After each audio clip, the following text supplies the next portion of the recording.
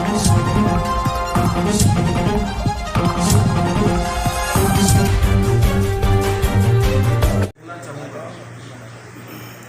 कि घुमंतु बोर्ड बनाया गया घुमंती जातियों का भी 5 दिन पहले आपने देखा होगा कि हमने गाड़िया लोहार समाज का एक सम्मेलन चित्तौड़ में किया और उससे ये निष्कर्ष निकलता है कि सरकार की नीयत और नीति साफ है, सरकार की मंशा साफ है।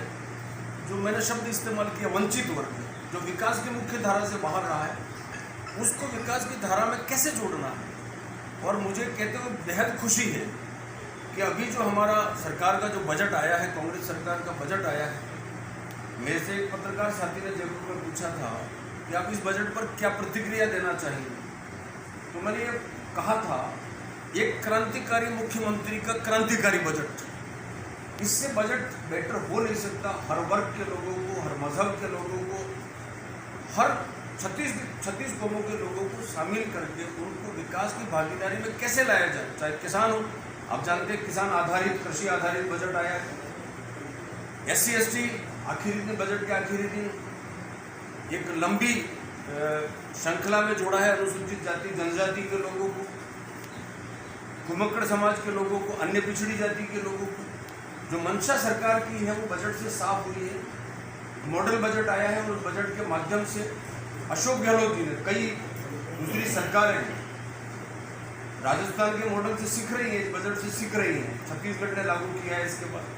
तो कल्याणकारी बजट है और उससे चाहे घुमक्कड़ हो, चाहे SC हो, ST हो, कृषि का कार्य करने वाले लोग हों, श्रमिक हो, नौजवान हो, सब वर्गों को उससे फायदा मिलेगा। रोजगार की भी कोई उपलब्धि इन लोगों के लिए आप देख रहे हैं मीडिया के साथ ही जिस तरह से राजस्थान सरकार की नीति और नीयत बनी है। गरीब को गणेश मानकर हम लोगों ने अपना काम शुरू किया है। विभिन्न फ्लैगशिप योजनाओं के माध्यम से ये दस्तावेज है हमारी सरकार की उपलब्धियों का। इन फ्लैगशिप योजनाओं के माध्यम से हमने जैसे चिकित्सा का क्षेत्र हो, सामाजिक सुरक्षा का क्षेत्र हो, शिक्षा का हो, महिला उत्थान का हो, उद्योग का हो, इन तमाम फ्लैगशिप योजनाओं के माध्यम से हम लोगों ने रोजगार उपलब्ध कराने का एक और काम किया है। वहीं आप जानते हैं आहत को राहत देने का काम राजस्थान के अशोक गहलोत जी की सरकार ने किया है। और निश्चित रूप से जो दस्तावेज है हमारा जन घोषणा पत्र, जो जन घोषणा पत्र हमारा दस्तावेज है, हमने चुनावों से ठीक पहले हमारे घोषणा पत्र में ये वादा किया था जनता से कि हम अगर वोट मांगने जाते हैं, लोकतंत्र में हमारी जिम्मेदारी होती है, उस जिम्मेदारी का निर्वहन करना। और जिम्मेदारी में जन घोषणा पत्र, जो जन घोषणा पत्र हमारा दस्तावेज है, हमने चुनावों से ठीक पहले हमारे घोषणा पत्र में ये वादा किया था जनता से कि हम अगर वोट मांगने जाते हैं, लोकतंत्र में हमारी जिम्मेदारी होती है, उस जिम्मेदारी का निर्वहन करना और जिम्मेदारी पे खरा उतरना हमारी ड्यूटी होती है। और जैसा हमने जनता से वादा किया था, ये वो दस्तावेज है जिस दस्तावेज के माध्यम से हमारी सरकार ने गरीब के आंसू पूछने का काम किया, आहत को राहत देने का काम किया और आखिरी छोर पर बैठा व्यक्ति उसको मुख्य धारा में लाने का काम किया। सर, बूंदी जिले में दलितों पर अत्याचार की पराकाष्ठा है। कई जगह ज़मीनों पर कब्जे कर रखे हैं, कई जगह पानी नहीं पीने दिया जाता है, कई जगह घोड़े पर बैठकर तोरण नहीं मारा दिया जाता है। तो आपके द्वारा इसके लिए क्या कदम उठाया जाएगा? देखिए, हम भारत में रहते हैं, ये महान देश है, यहाँ की संस्कृति महान है, यहाँ की सांस्कृतिक विरासत महान है। आप जानते हैं ये वो देश है, दुनिया का अकेला ऐसा देश है जब पत्थर को भगवान मानकर पूजा जाता है, गाय को माँ कह के पूजा जाता है, नदियों को माँ कह के पूजा जाता है। और हम ये कहते हैं, हम विश्व को दर्शन देते हैं, विश्व गुरु का दर्जा हम लोगों को मिलता है और विश्व में सांस्कृतिक धरोहर के रूप में हमारी पहचान है। वहाँ दलितों पे जुल्म होना, दलितों पे घटना, दलित एट्रोसिटी होना, मैं समझता हूँ कि मानवता पे अभिशाप, हमारी सांस्कृतिक विरासत पे धब्बा है, ये दाग है। यद्यपि सरकार प्रयास कर रही है, सरकार की नीयत है कि हम किसी भी वंचित वर्ग के लोगों के साथ एट्रोसिटी नहीं होगी, एट्रोसिटी का कई मायने, लेकिन फिर भी ये एक ऐसी बात है जो हम सब लोगों को कहीं ना कहीं उद्वेलित करती है।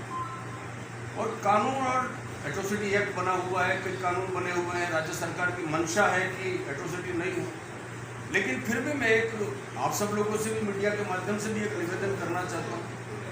एक सोशल अवेयरनेस पैदा होनी चाहिए, सामाजिक जिम्मेदारी और सामाजिक जागरूकता पैदा होनी चाहिए। जब हम नदी को माँ कह सकते हैं तो इंसान और इंसान के बीच में जो भेद है, अगड़े और पिछड़े का, ऊंच और नीच का जो भेद है, उसको हम सब लोग मिलके, क्योंकि हमारे यहाँ गंगा जमुना की संस्कृति है, हमारी सांस्कृतिक और सामाजिक विरासत, अनेकता में एकता है।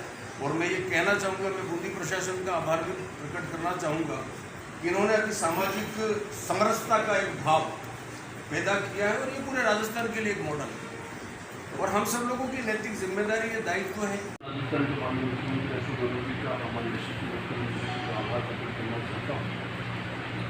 सन 1980 में राजस्थान अनुसूचित जाति निगम का गठन हुआ था और इस निगम के माध्यम से हमें जो दलित वर्ग के लोग हैं, जो वंचित वर्ग के लोग हैं, पीड़ित प्रताड़ित वर्ग के लोग हैं, उनको मेन स्ट्रीम में लाने की जिम्मेदारी दी गई और मैं हमारे यशस्वी मुख्यमंत्री जी का इसलिए भी आभारी हूँ कि इस बार ये जो निगम था उसको प्रमोट करके इसको आयोग बना दिया गया है। इसको अनुसूचित जाति के विकास आयोग का दर्जा दिया है। निश्चित रूप से आयोग बनने के बाद ये कॉन्स्टिट्यूशनल बॉडी होगी, कॉन्स्टिट्यूशनल संस्था होगी। इस संस्था के माध्यम से, क्योंकि जब संवैधानिक दर्जा प्राप्त कोई संस्था होती है उसकी जिम्मेदारियां बढ़ जाती हैं। उन जिम्मेदारियों के माध्यम से हम आखिरी छोर पर बैठा दलित वर्ग का जो व्यक्ति है, उस व्यक्ति तक सरकार की योजनाओं को किस तरह से ले जाया जाए, सरकार के कार्यक्रमों को, उपलब्धियों को किस तरह से ले जाया जाए, ये पहली प्राथमिकता है। इससे बड़ी प्राथमिकता जो जिम्मेदारी के तौर पर सरकार अशोक गहलोत जी ने मुझे दी है वो ये है कि वंचित वर्ग का वो व्यक्ति जो मुख्य धारा से वंचित है, मुख्य धारा में नहीं आ पाया और जिसको विकास की दरकार है, सरकार एक अभिनव प्रयोग करते हुए, अशोक गहलोत जी की सरकार ने एक अभिनव प्रयोग करते हुए उस द्वार पर दस्तक देने की जिम्मेदारी मुझे दी। उसको खोजना है, उसको सर्चिंग करना है, उसको ढूंढना है, जो विकास की जो गति है उस व्यक्ति तक पहुँचे ताकि वो विकास की मुख्य धारा में आ सके और अपने परिवार का, अपना जो जीवन स्तर है उसको ऊपर उठा सके।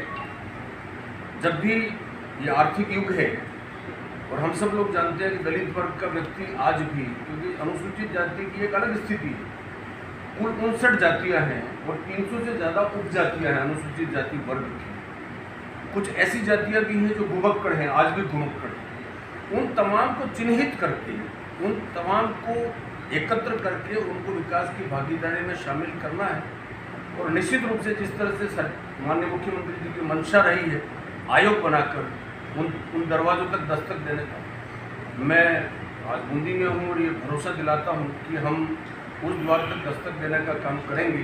क्योंकि मुझे 42 ईयर सक्रिय राजनीति में हुआ है। मैं NSUI 1980 में NSUI में आया था और मैं खुद उस वर्ग से हूँ जिस वर्ग को वंचित वर्ग माना गया है।